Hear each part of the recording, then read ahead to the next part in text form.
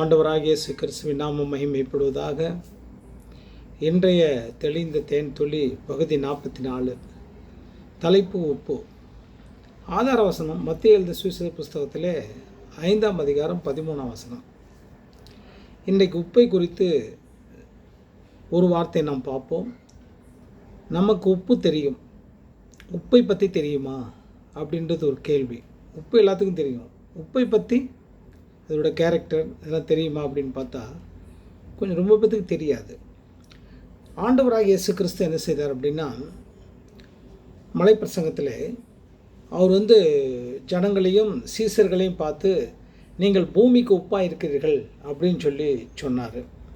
அப்போது அதன் பொருள் என்ன அப்படின்னு சொல்லி ஆராய்ச்சி பண்ணும்போது என்னவென்றால், உப்பு மிகவும் அவசியமான ஒன்று, அவசியமான பொருள் அப்படின்னு தெரிஞ்சு. ஒரு பழமொழி உண்டு நமக்கு தமிழில், அதாவது உப்பில்லா பண்டம் குப்பையிலே அப்படின்னு சொல்லி ஒரு பழமொழி ஒன்று சொல்வார்கள்.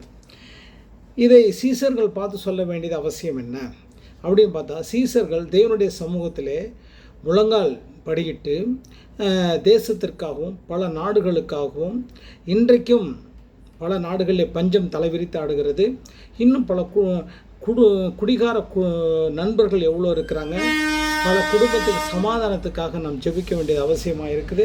சீசர்கள் மக்கள் ஜெபிப்பார்கள் என்பதற்காக சொன்னார். ரெண்டாவது, அடுத்தது பார்த்திங்கன்னா, நாம் கூட எவ்வளவோ முடியாதவர்களை சந்திக்கிறோம், வியாதி உள்ளவர்களை சந்திக்கிறோம், பார்க்குறோம், மோசமான நிலைமையில் இருக்கிறவங்களும் பார்க்குறோம்.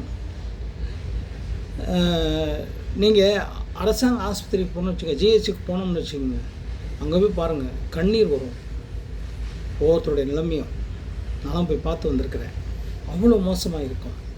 தயவுசெய்து அவங்களுக்காக பரிதாபப்பட வேண்டாம், ஒன்று செய்யலாம், அதை பரிதாபப்பட வேண்டாம். அவங்க வேறு யாரும் கிடையாது, நம்மை போன்றவர்கள் தான். ஒரு நிமிடம் அவர்களுக்காக படைத்தவரிடத்துல சொல்லுவோம், ஏன் அவங்கள சுகமாக்கித்தாங்கயா அப்படின்னு சொல்லுவோம். ஆம் சகோதரனே, சகோதரியே, நாம் தானே உப்பு.